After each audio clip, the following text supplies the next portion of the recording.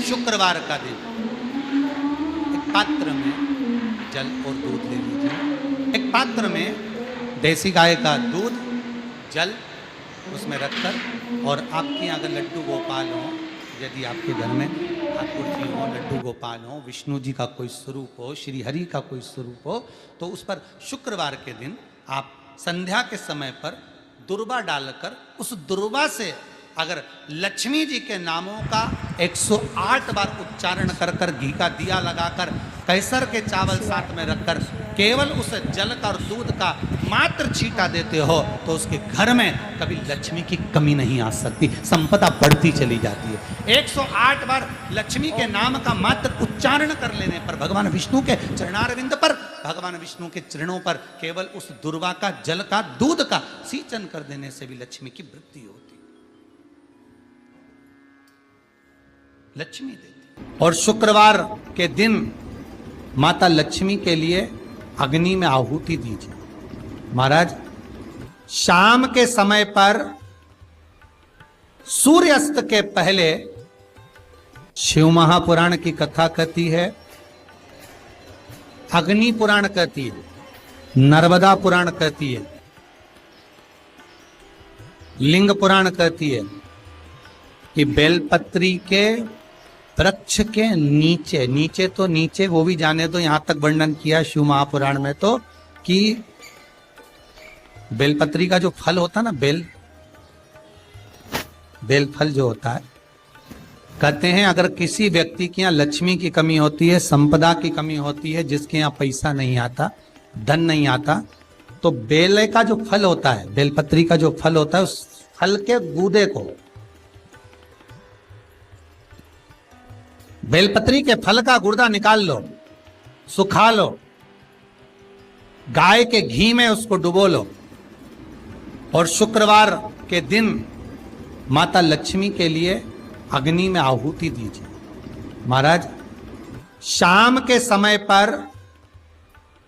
सूर्यास्त के पहले ये जो आहुतियां हम बेले के गुर्दे के फल की गाय के घी में डुबोकर माता लक्ष्मी और भगवान विष्णु के नाम से देते हैं, महाराज 2 या 3 शुक्रवार करोगे, लक्ष्मी की कभी कमी नहीं आती, संपदा बढ़ती है। एक प्रयोग और कर कर देखना, कभी अगर मौका मिले आपको तो प्रयोग कर कर देखिए। लिंग पुराण के अंदर लिखा हुआ है, शिव पुराण में, लिंग पुराण में और स्कंद पुराण में कहा गया है कि अगर किसी ने बेले के फल को, बेले के फल का अगर थोड़ा सा भी गुर्दा पाया है, बेले के फल को खाया हो, या बेल का रस पिया हो, या बेल के फल का जूस पिया हो, अगर वो व्यक्ति का अनायास किसी कारणवश प्राण भी छूट गए हो, तो शिव महापुराण की कथा कहती है कि 27 दिन तक वो बेल के फल का रस उसके नस नस में रहता है, तो उस व्यक्ति को यम नहीं छूते, वो कैलाश पर निवास करता है। मर भी जाता है तो अधोगति में नहीं पड़ता, नरक नहीं भोगता, वो बैकुंठ पद का कामी, बैकुंठ का निवास।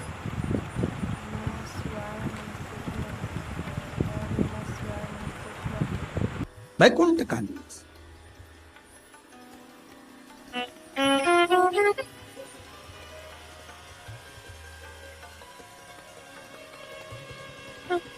ये जो शिव जी को चढ़ती बेलपत्री हुई, शमी पत्र हुआ, मदार का पुष्प,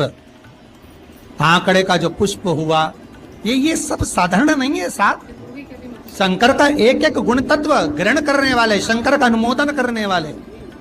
शिव को एक एक वस्तु जो चढ़ने वाली साधारण नहीं।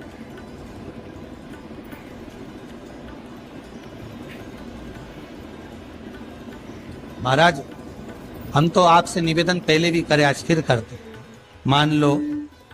आपको ऐसा लगता है कि घर में बीमारियां ज्यादा घेर रही है, तो एक बेल का टुकड़ा, बेले का फल का एक टुकड़ा अपने ही घर में कहीं पर भी कटोरी में रख दीजिए, शिव का स्मरण,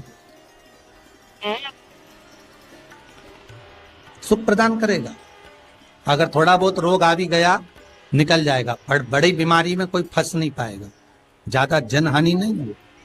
तकलीफ नहीं भोग पाए। शिव को प्रिय है। फिर वही स्कंद पुराण का संवाद आ गया। बेलपत्री के वृक्ष की जो जड़ होती है,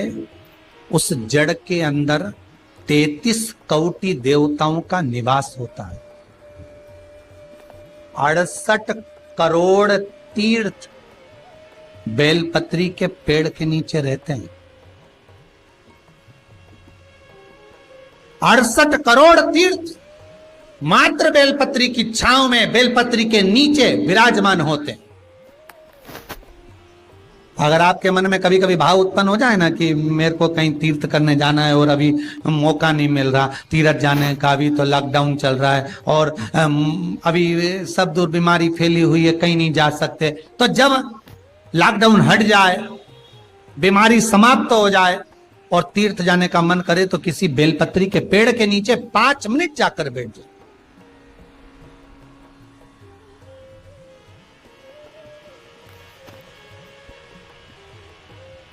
और जप लो, श्री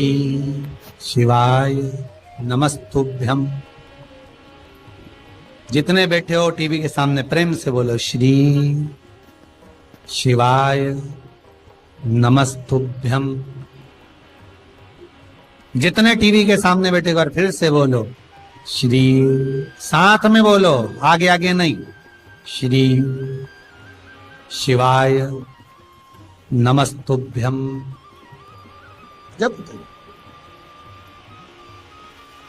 जब तुम्हारा मन करे मुझे चारों धाम जाना है, जब तुम्हारा मन करे कि मुझे काशी जाना है, जब तुम्हारा मन करे मुझे उज्जैनी जाना है, जब तुम्हारा मन करे कि मुझे ओमकारेश्वर, मुझे सोमनाथ जाना है, भीमा शंकर, बैद्यनाथ, मल्लिकार्जुन जाना है, केदारेश्वर जाना है, बस नागेश्वर जाना है, थोड़ी देर के लिए बेलपत्री के पेड़ के नीचे जाकर बैठ।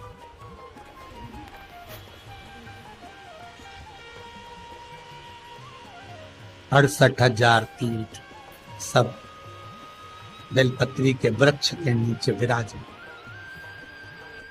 जहां पर देवराज के प्राण छूटे वहां बेलपत्री का पौधा है, बेलपत्री का वृक्ष है। हिंदू धर्म में आज भी रीति है, मरने वाले व्यक्ति, अब तो ये कोरोना महामारी में ना गाड़ी में भरे ने लेकर चले गए और जला दिया, पर पहले जो नियम था शास्त्रार्थ के अनुसार,